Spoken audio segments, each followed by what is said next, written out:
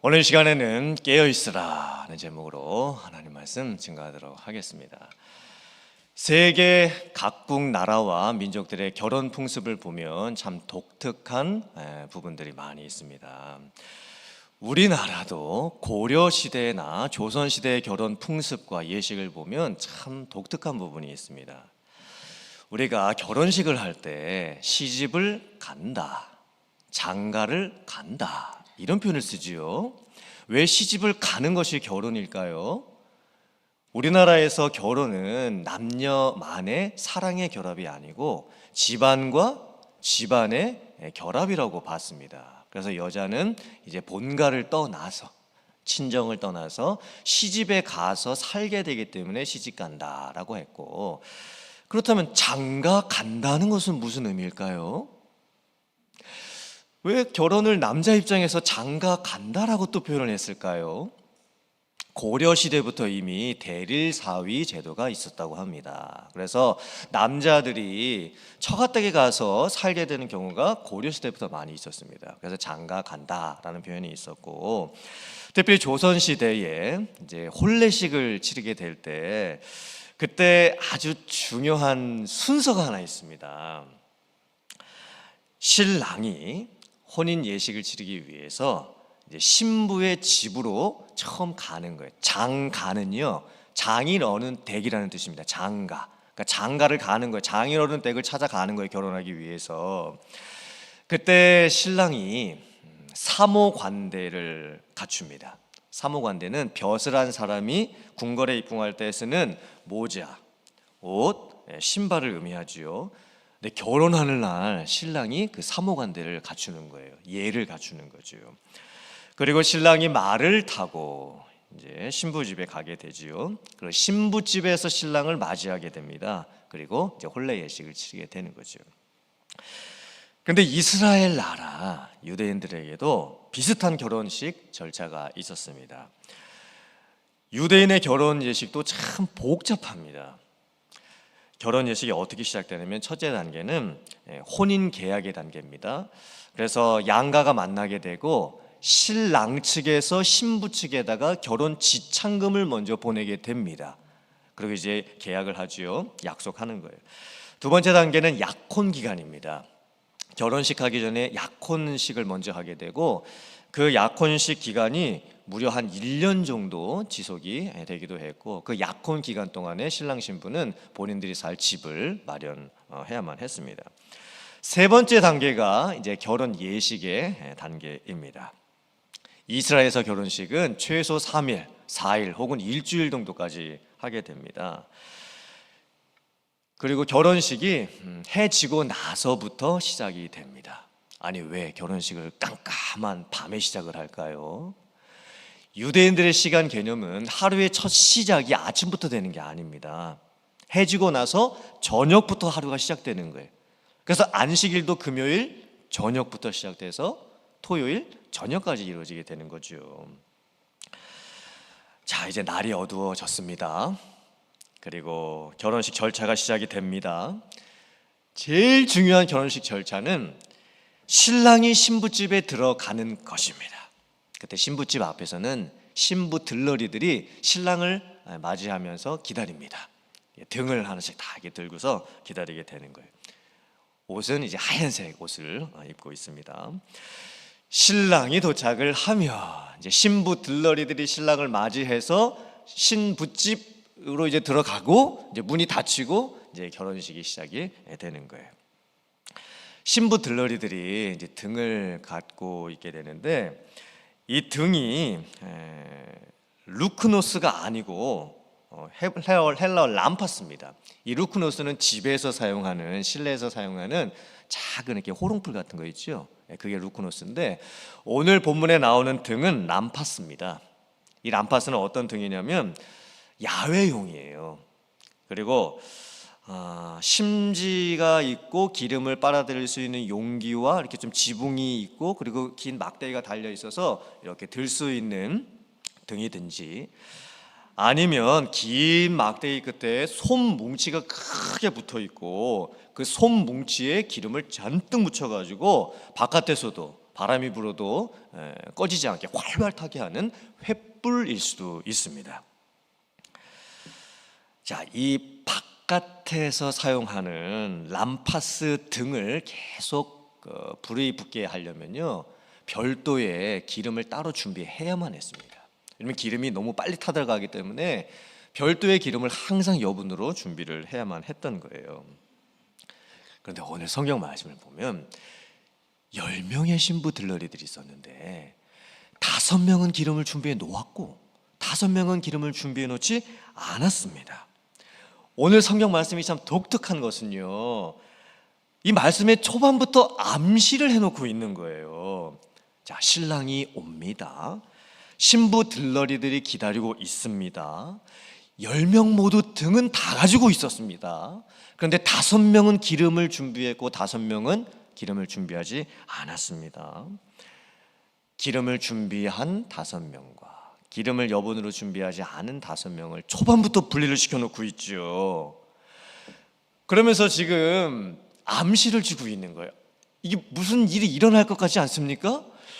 이게 기름 준비한 5명이 있고 다른 사람은 또 기름을 준비하지 못했는데 이게 어떻게 될까? 초반부터 이제 암시를 주고 있는 거죠. 흥미를 주고 있는 겁니다. 예수님께서 왜 이런 비유를 지금 하고 계시는 걸까요? 신랑이 온다는 의미는 무슨 뜻일까요? 예수님께서 장차 재림하실 것이다. 예수님께서 다시 오실 것이다 라는 뜻입니다. 세상에 끝날이 있을 것이라는 뜻이죠. 사실 우리는 매일 반복되는 끝을 경험하며 살고 있습니다. 하루도 매일 끝이 찾아옵니다. 한 달도 매일 한 달의 끝이 찾아옵니다. 올해 2023년 한 해도 벌써 끝이 찾아왔습니다. 내년 2024년이 돼도 1년이 지나고 나면 2024년의 끝도 찾아올 것입니다. 그러다가 내 인생의 끝도 오겠죠. 최종적으로는 세상의 끝도 올 것입니다. 그렇다면 우리는 어떻게 인생을 살아야 될까요? 끝은 항상 오고 있습니다. 끝은 매일, 매달, 매년 내 인생에서 계속 반복되고 있습니다. 오늘 성경 말씀에 나오는 신부 들러리들은 누구를 의미할까요? 구원받은 성도들이죠. 우리들의 모습입니다. 그렇다면 우리가 등은 가지고 있는데 기름을 가지고 있지 않았을 때 무슨 문제가 발생을 하게 될까요? 과연 내 인생에 있어서 기름을 가지고 있어야 된다, 기름을 준비해야 된다는 의미는 무슨 뜻일까요? 내가 어떻게 살아야 된다라는 말씀일까요? 자, 신부 들러리들 10명이 똑같이 등을 가지고서 신랑을 기다리고 있었습니다. 그런데 무슨 연유인지 신랑이 너무 늦게 옵니다. 기다리고 기다리는데도 신랑이 오지를 않습니다. 시간이 흘러가기 시작해서 한밤중까지 되어버렸습니다. 신부 들러리들이 하도 기다리다가 이제 지칩니다. 그래서 졸다가 깨다가 졸다가 깨다가 이걸 계속 지금 반복을 하고 있는 겁니다. 그때 갑자기 소리가 들립니다. 보라, 신랑이로다. 이 부분이 조용하고 느슨한 한밤중에 정막을 깨트리는 가장 결정적인 클라이막스의 순간입니다. 보라, 신랑이로다. 깜짝 놀라셨죠? 신랑이 온 겁니다. 드디어 신랑이 왔습니다. 기다리고 있었던 10명의 처녀들이 다 깜짝 놀랐겠죠. 아니 이게 무슨 일이냐, 이게 신랑이 진짜 온 것이냐, 내 등불 어디 있냐라고 하면서 신랑을 맞이할 준비를 합니다. 그런데 5명의 신부 들러리들의 등불이 거의 다 꺼져가고 있는 상황이었습니다. 당장 기름을 보충해야만 합니다. 그래서 기름을 준비하지 못했던 5명의 신부 들러리들이 기름을 준비해 놓았던 또 다른 5명의 신부 들러리들에게 우리에게 좀 기름을 좀 나눠달라 이렇게 좀 부탁을 합니다. 그때에 기름을 가지고 있었던 준비해 놓았던 신부 들러리들도 이걸 나눠주게 되면 자기들도 기름이 부족하게 되니까 나눠주고는 싶지만 우리도 그렇게 하지는 못하겠다. 너희들이 시장에 가서 기름 파는 자에게 가서 기름을 사가지고 와라. 그래서 기름을 준비하지 못했던 5명의 이 신부 들러리들이 기름을 사러 가지요. 그때 신랑은 옵니다. 그리고 남아있었던 기름을 준비했던 신부 들러리들 5명이 신랑을 맞이해서 신부집으로 들어갑니다. 그리고 문이 닫힙니다. 결국 기름을 준비하지 못했던 신부 들러리 5명은 결혼식에 참석을 하지 못하게 되죠. 예수님께서 이 비유의 말씀을 듣는 모든 사람들에게 다 말씀하시고 마지막 결론으로 뭐라고 말씀하셨습니까? 깨어 있으라. 깨어 있으라. 이렇게 말씀하셨던 거예요. 깨어 있으라는 의미는 문자적으로 잠들지 말아라 이런 뜻이 아니겠죠. 사실 기름을 여분으로 준비해 놓았던 지혜 있는 슬기로운 5 신부 들러리들도요 잠을 잤습니다. 그렇죠? 신랑이 너무 더디 오니까 졸다가 깨다가 기름을 준비해 놓았던 슬기로운 지혜 있는 신부 들러리 5명도 잤어요. 그러니까 이 깨어 있으라는 의미는 잠들지 말고 있어라 이런 뜻이 아닙니다. 중요한 것은 기름을 준비했냐 안 했느냐 이걸 지금 말씀하고 있는 거예요. 깨어 있으라는 이 말씀의 핵심이 무엇일까요? 예수님께서 장차 오실 겁니다. 예수님께서 재림하실 겁니다. 그런데 그 재림이 우리가 느끼기에 너무 지체되고 너무 지연되고 너무 오래 걸리는 것처럼 느낄 수가 있습니다. 그런데 예수님의 재림은 우리가 예상치 못한 그 순간에 임하게 될 것이기 때문에 언제 예수님이 재림한다고 해도 기름을 준비해 놓고 당황하지 말아라. 깨어 있어라. 이런 의미인 거예요. 깨어 있으라. 헬라어로 에게이로라고 하는데 그 뜻은 일으키다. 그리고 막 자극시키다. 그리고 경계하고 있다. 이런 뜻을 가지고 있습니다. 그러므로 이 깨어있다 헬라어로 에게이로 이 뜻의 1차적인 의미는요 일어나라 이런 뜻이고 또 다른 의미는 마치 파수꾼이 깨어서 전쟁 중에 성벽을 지키고 있는 것처럼 정신을 차리고 근신하여 경계태세를 갖추고 있는 것 그게 바로 이 깨어있으라는 의미입니다. 태만과 게으름과 부주의함과 실수로 인해서 갑자기 어떤 일이 닥치지 아니하도록 늘 준비를 만만하게 갖추고 있어라 이런 의미죠. 또한 깨어 있으라 이 뜻은 그냥 육신에 눈 뜨고 있으라는 말이 아닙니다. 이 육신에 눈 감지 말고 육신에 눈 뜨고 있어라 이런 뜻이 아니고 영적인 안목이죠. 영적인 안목을 가지고 세상을 보아라. 지금 이 세상에서 무슨 일들이 일어나고 있는지를 눈을 들어 살펴라. 그리고 그 사건들이 무슨 의미가 있는지 내 인생에 일어나는 사건들, 교회에 일어나는 사건들, 이 세상에 일어나는 사건들이 무슨 영적인 의미가 있는지를 잘 분별을 해라. 예수님의 재림의 때는 가까우고 있다. 주님 다시 오실 날은 가까우고 있다. 그것을 깨닫고 있느냐? 눈을 뜨고 있어라. 분별하고 있어라. 지혜를 가지고 있어라. 이게 바로 깨어있으라는 의미입니다. 오늘 저희들이 오늘 말씀을 들으면서 올 한 해를 좀 돌아봤으면 좋겠습니다.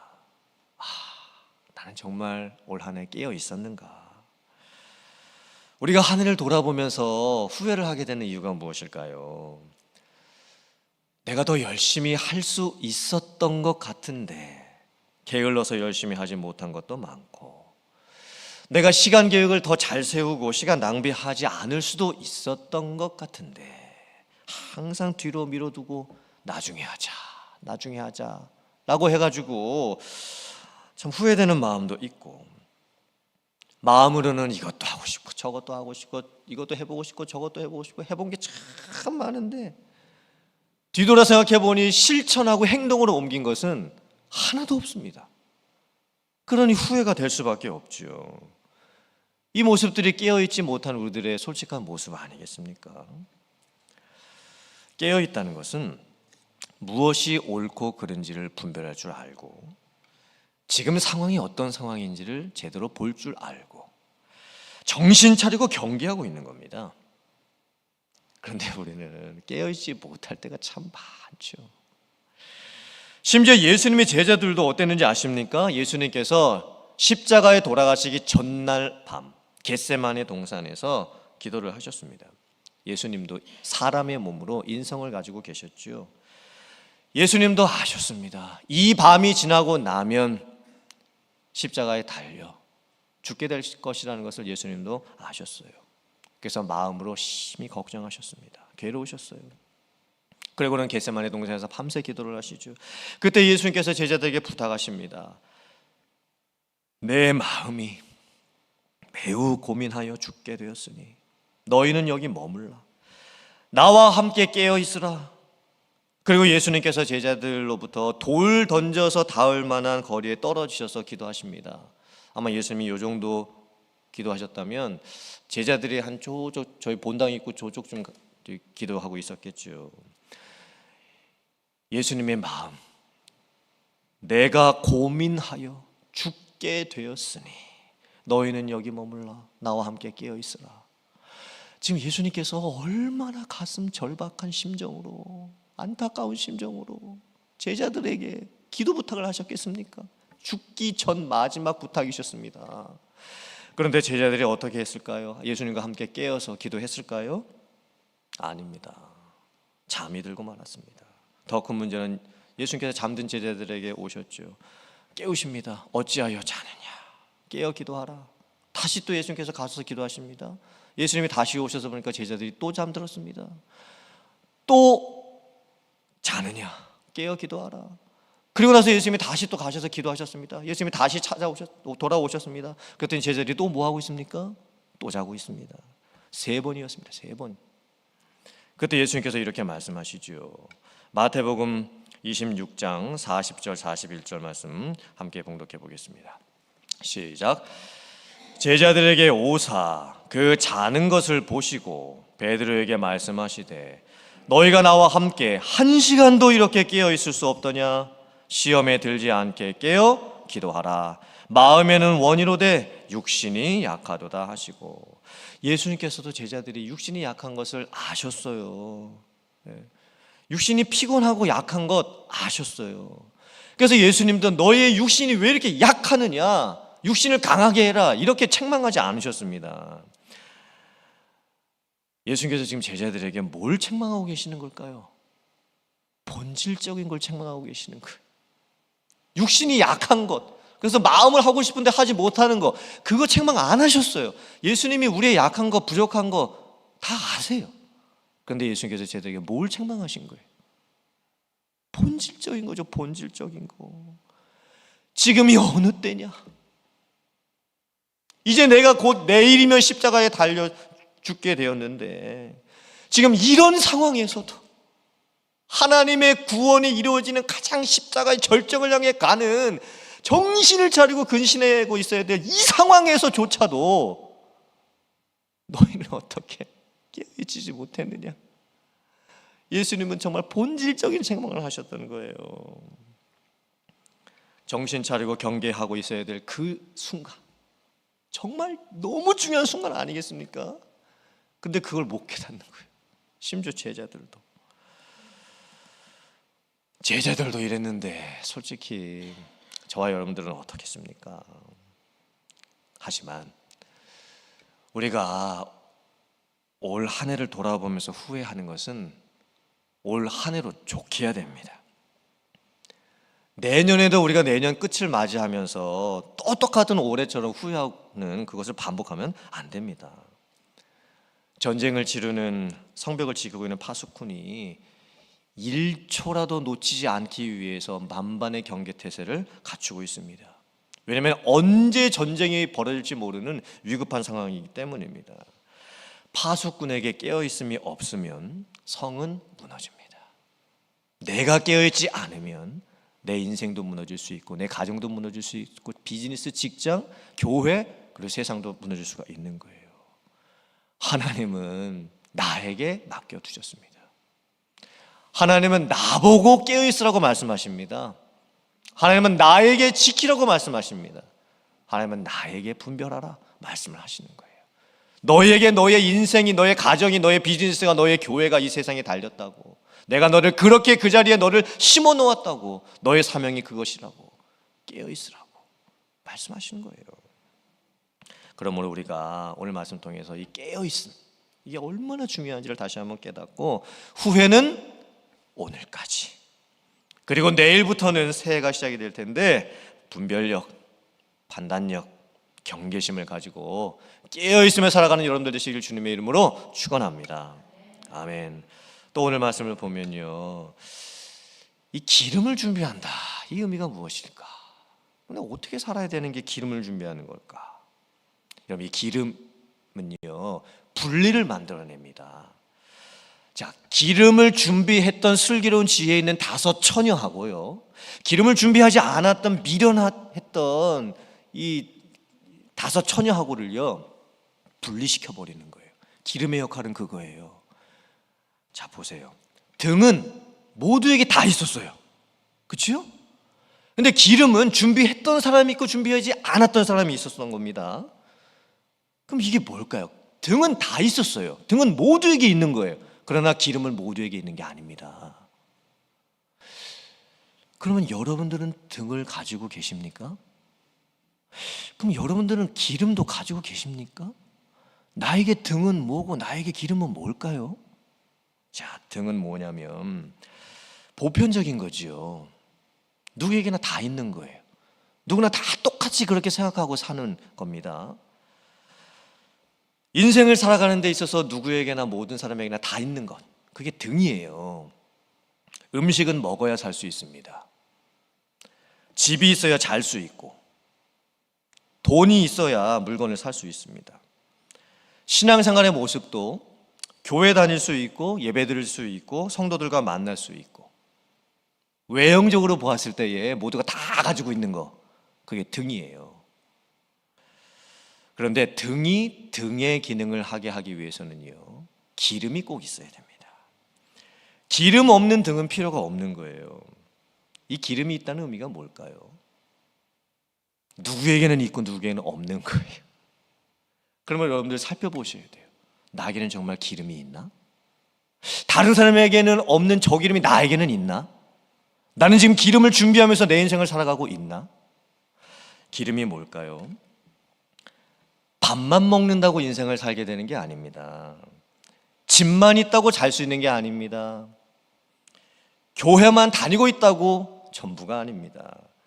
예배만 드리고 있다고 전부가 아닙니다. 외형적인 모습은 다 있을 수 있어요. 그런데 내적 충만함, 이 안에서 꽉 차 있는 것, 준비성이 있는 모습, 구별됨이 있는 모습, 이게 기름이 있다라는 의미인 거예요. 기름을 가지고 사는 사람의 모습은 무엇이냐면, 깨어있는 사람처럼 분별력과 지혜와 경계심을 가지고 남들처럼 살지 않고 있는 구별된 삶의 모습, 그게 기름이 있다라는 의미인 거예요. 그럼 기름을 준비한다는 정말 가장 궁극적인 의미는 뭡니까? 언제 오실지 모르는 예수님의 재림을 의식하면서 오늘의 하루를 살아가는 거예요. 이 기름 준비했냐, 이 의미는요, 뭐 남들보다 열심히 살았냐, 남들보다 유비무한 준비자라고 살고 있냐, 이게 아닙니다. 기름이 있냐 없냐, 내 인생을 살아가는 나의 인생 방식이 장차 언젠가 오시게 될 예수님 앞에 서 있는 것처럼 단 1초, 1분, 1시간, 하루, 한 달, 1년 내 인생을 살고 있느냐?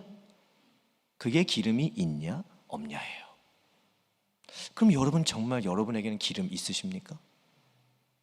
한번 살펴보셔야 돼요. 나에게는 정말 그런 기름이 있을까?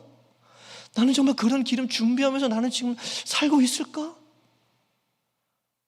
마태복음 24장 48절부터 51절까지의 말씀 같이 봉독해 보겠습니다. 시작.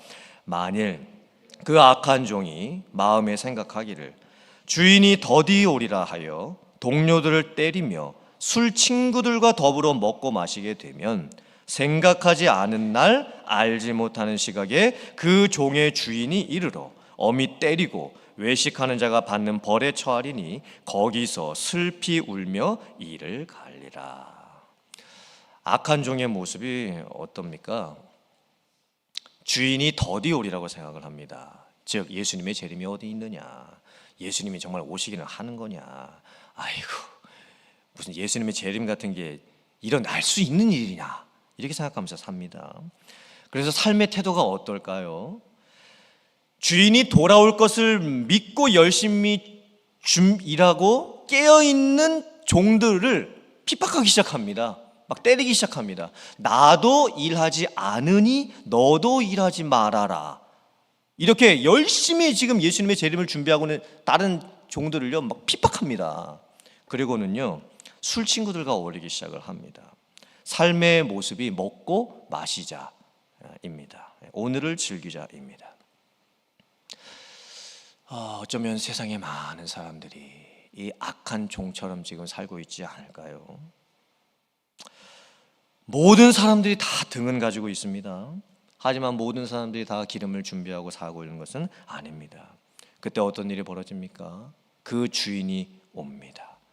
더디 오리라 했던 주인이 옵니다. 생각하지 않았던 그때의 주인이 옵니다. 그리고 외식했던 자가 받는 벌을 받고 슬피 울며 이를 갈게 되는 거예요. 이게 악한 종의 결말입니다.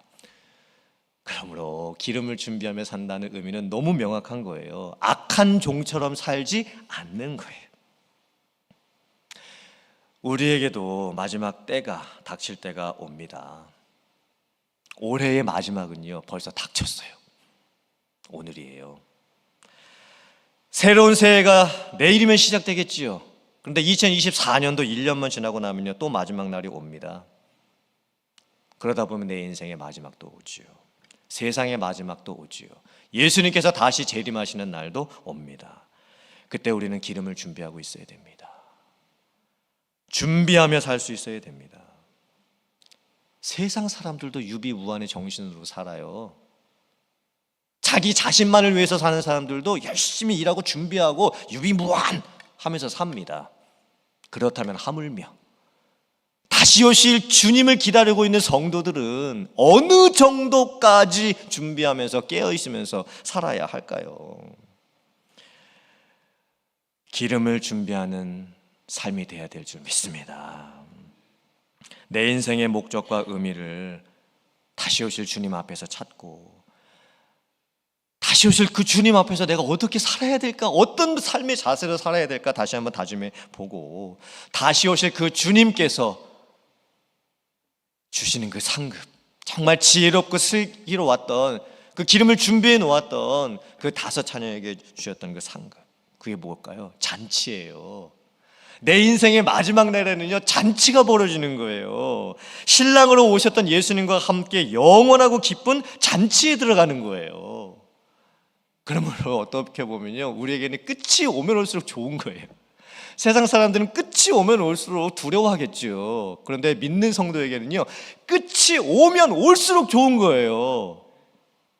사랑하는 성도님들, 오늘 말씀 잘 묵상하시고 2023년 한 해의 삶을 하나님 앞에서 잘 평가하시고 혹시나 부끄럽고 후회되는 모습이 있다면 이제라도 늦지 않았으니 다시 한번 깨어 결단할 수 있는 여러분들 되시기를 바라고, 기름을 준비한 모습으로 하나님이 주시는 새해를 잘 맞이할 수 있는 여러분들 다 되실 수 있기를 주님의 이름으로 축원합니다.